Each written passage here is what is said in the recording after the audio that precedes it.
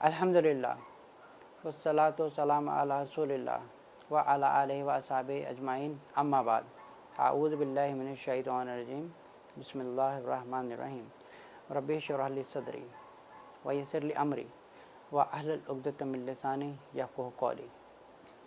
किसी बहन ने सवाल पूछा है कि दुआ करने का सही तरीका क्या है ताकि दुआ कबूल हो जाए।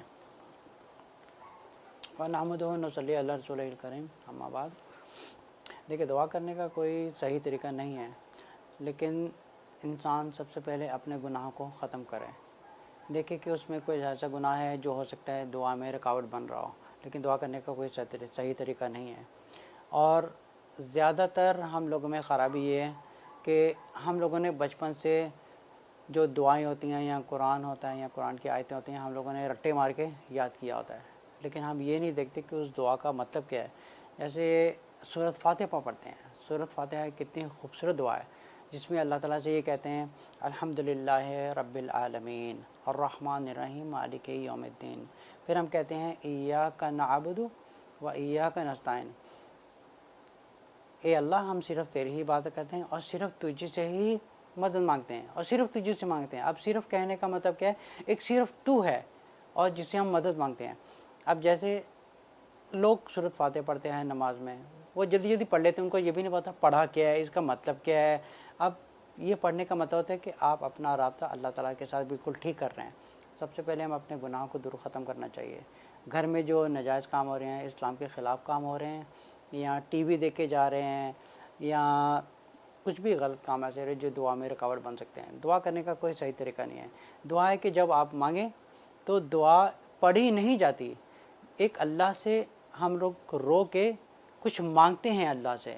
अब ऐसा नहीं होता कि कोई चीज़ हम लोगों ने बचपन से रट्टा मारा हो, उसको जल्दी से हम लोगों ने अल्लाह के सामने पेश कर दिया कि भाई हमने ए अल्लाह ताला, हमने ये बचपन से याद किया हुआ है, हमने जल्दी से ये बोल दिया। लेकिन हम अल्लाह से वो चीज़ को एक सही तरीके से मांगे।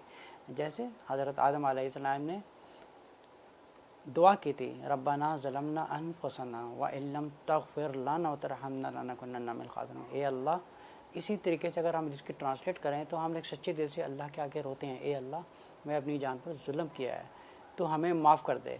अब अगर हम लिखो जल्दी से दुआ में पढ़ देंगे रब्बना ज़लमना अनफुसना व इल्लम तग़फिर लना, तो फिर ये दुआ का वो असर नहीं रहता है जो एक अल्लाह ताला कुरान में फरमा रहे हैं।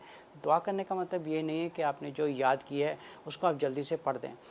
सबसे बेहतर दुआ ये है कि आप कुरान से वो दुआ की आयतें निकालें जो अल्लाह ताला, जितने भी पैगम्बर हैं अल्लाह ताला से मांगते थे।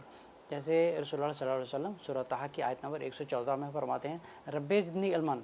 अल्लाह ताला अपने नबी से कह रहे हैं कि आप अल्लाह से दुआ कीजिए कि अल्लाह मुझे इल्म और बढ़ा, मेरा रब्बे ज़िदनी इल्मन, मेरा इल्म और बढ़ा। इसी तरह जब हम अल्लाह से दुआ करते हैं तो दुआ करने का मतलब ये है कि हम अल्लाह से कुछ मांग रहे होते हैं। अब ये नहीं होता कि हमने दुआ याद की है और उसको पढ़ के हमने ख़त्म कर दिया है, इसलिए हमारा अल्लाह ताला से रब्ता नहीं होता।